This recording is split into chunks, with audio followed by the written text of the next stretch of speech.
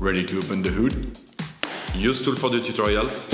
And for car parts, the right idea is the Mr. Auto app. Easy, fast, and with better prices than on the website.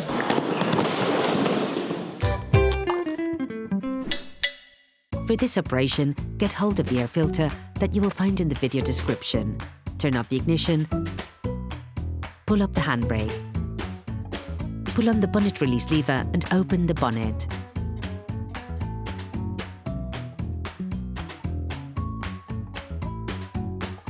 You should now be able to easily see the airbox to change the filter.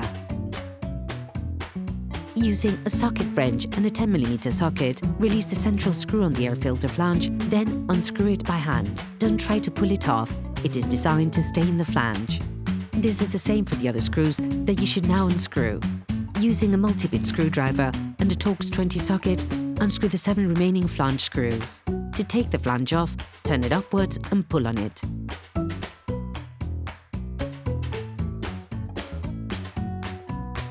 Take out the air filter.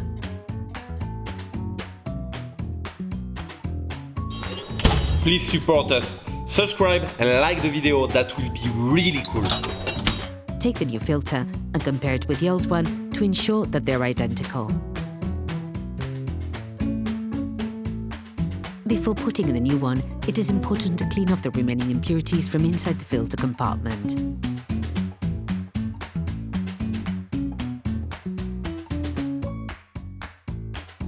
Ensure that the rubber washer is placed in the right place. This will help you to put the flange back on more easily.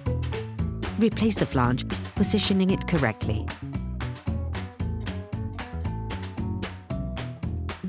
To start with, rescrew the Torx screws before finishing with the central screw using a socket wrench and a 10mm socket. Operation completed. Hello, if this video helped you, like and subscribe.